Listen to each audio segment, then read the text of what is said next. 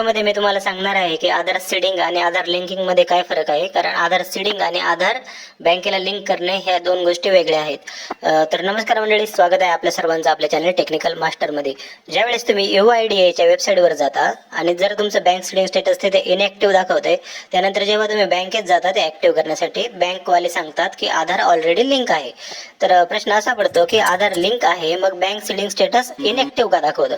आणि bank seeding status inactive असल्यामुळे बऱ्याच महिलांचे लाडकी बहीण योजनेचे फॉर्म अप्रूव्ह होऊन सुद्धा त्यांना खात्यावर पैसे आले नाहीत, कारण त्यांच्या आधारला बँक सीडिंग नाही. तर शॉर्टकट मध्ये सांगायचं झालं तर तुमचं खातं ज्या बँकेत आहे ना, त्या बँक मॅनेजरशी जाऊन भेटा आणि त्यांना सांगा की तुमचं आधार सीडिंग करून द्या. त्यानंतर जेव्हा ते बँक सीडिंग साठी NPCI कडे आधार सीडिंग साठी रिक्वेस्ट पाठवतील, त्यानंतर 72 तासांमध्ये तुमचं आधार सीडिंग स्टेटस ऍक्टिव्ह दिसेल. तर समोरासमोरच उभं राहून तुम्हाला हे काम करून घ्यायचं आहे त्यांच्याकडून, कारण बरेच बँकवाले इग्नोर सुद्धा करू शकतात. तर बँक सीडिंग स्टेटस काही खूप मोठी हार्ड प्रक्रिया नाहीये त्यांच्यासाठी, फक्त एक रिक्वेस्ट पाठवायची असते. त्यामुळे तुमच्या उपस्थितीमध्येच हे काम करून घ्या आणि तुमचं बँक सीडिंग स्टेटस ऍक्टिव्ह करून घ्या. काही बँकांचं जसं की कॅनरा बँक असेल, इंडियन पोस्ट पेमेंट बँक असेल किंवा एअरटेल पेमेंट बँक असेल, यांची आधार सीडिंग प्रोसेसिंग ही खूप फास्ट असते. त्यांचं अकाउंट सुद्धा तुम्ही आधारला लिंक करू शकता. जर तुम्हाला वाटत असेल तुमच्या बँकेतून जर होत नाहीये, त्यावरही तुमचे पैसे येऊन जातील. तर आता मी जो व्हिडिओ तुम्हाला दाखवणार आहे ते तुमच्या मनातील काही डाऊट्स क्लिअर करण्यासाठी कॅनरा बँकद्वारे आपल्याला हा व्हिडिओ मिळालेला आहे. याच्यामध्ये नक्की DBT काय असतं, NPCI काय आहे आणि आधार सीडिंग आणि आधार लिंकिंग मध्ये काय फरक आहे हे तुम्हाला हा व्हिडिओ पाहिल्यानंतर समजेल. सरकार DBT के माध्यम से नागरिकों को विभिन्न योजनाओं जैसे कि PM किसान, स्कॉलरशिप स्कीम्स इत्यादि के द्वारा लाभ प्रदान करती है। ये लाभ आधार पेमेंट ब्रिज के माध्यम से बेहतर, सरल और सुगम ढंग से कुशलता पूर्वक प्रदान किया जाता है। आधार पेमेंट ब्रिज के लिए लाभार्थी को अपने आधार को खाते में सीड करवाना होता है। यह वीडियो सीडिंग प्रक्रिया पर लाभार्थी के प्रश्नों पे स्पष्टता प्रदान करेगा। नमस्कार सर, मैं आधार सीडिंग के बारे में जानना चाहता हूँ। आधार सीडिंग वह प्रक्रिया है जिसके माध्यम से आधार नंबर को बैंक NPCI मैपर पर मैप करता है। बैंक द्वारा आधार सीडिंग की प्रक्रिया सफलतापूर्वक पूरी करने के बाद ही किसी खाते में आधार पेमेंट ब्रिज के माध्यम से सब्सिडी प्राप्त हो सकती है।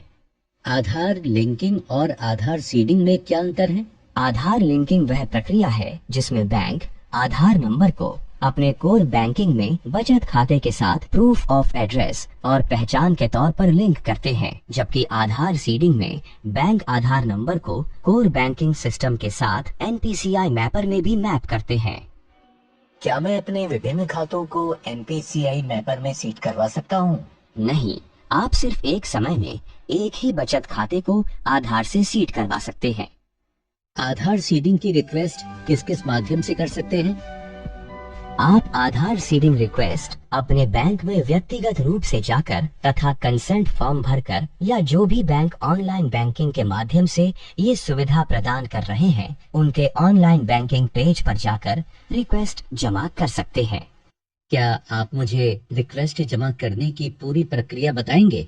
सबसे पहले आप आधार सीडिंग कंसेंट फॉर्म भरें और हस्ताक्षर करके ब्रांच में जमा करें। KYC सही होने के बाद बैंक अपने कोर बैंकिंग सिस्टम में आधार लिंकिंग करता है और उसके बाद NPCI मैपर पर अपडेट करता है। अगर मेरा आधार पहले से किसी बैंक में सीडेड है और मैं दूसरे बैंक में सीडिंग करवाना चाहता हूँ, तब भी यही प्रक्रिया रहेगी?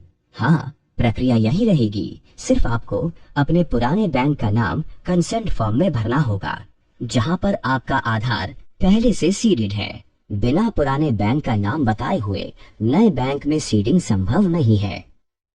मुझे कैसे पता चलेगा कि मेरा आधार वर्तमान में किस बैंक के साथ सीडेड है? इसके लिए आपको NPCI की वेबसाइट पर बेस प्लेटफॉर्म में या UIDAI की वेबसाइट में सीडिंग स्टेटस चेक करना होगा। लाभार्थी NPCI की वेबसाइट पे जाकर कंज्यूमर टैब पे क्लिक करें, बेस सेलेक्ट करें, आधार नंबर एंड कैप्चा एंटर करें और अपने रजिस्टर्ड आधार मोबाइल नंबर पे प्राप्त OTP को जमा कर अपना आधार सीडिंग स्टेटस चेक करें। लाभार्थी UIDAI की वेबसाइट पे भी आधार सीडिंग स्टेटस चेक कर सकता है। पसंदीदा भाषा चुनें, माय आधार टैब पर जाएं और आधार सर्विस मेन्यू में जाकर बैंक सीडिंग स्टेटस ऑप्शन चुनें। आधार नंबर एंड कैप्चा एंटर करें और अपने मोबाइल नंबर पे प्राप्त OTP को जमा कर अपना आधार सीडिंग स्टेटस चेक करें। ग्राहक को कैसे पता चलेगा कि सीडिंग सफल हुआ है कि नहीं? सीडिंग सफलतापूर्वक होने पे बैंक लाभार्थी के रजिस्टर्ड मोबाइल नंबर पे SMS भेजता है। आप NPCI के बेस प्लेटफॉर्म और UIDAI की वेबसाइट पे जाकर ऊपर बताए प्रतिक्रिया को फॉलो करके आधार सीडिंग स्टेटस चेक कर सकते हैं। मैंने ब्रांच में सीडिंग रिक्वेस्ट जमा किया था, फिर भी मेरा सीडिंग नहीं हुआ है। आपको अपने बैंक ऑफिसर से पूछना चाहिए कि उन्होंने लिंकिंग के बाद NPCI मैपर पर सीडिंग की रिक्वेस्ट भेजी है कि नहीं।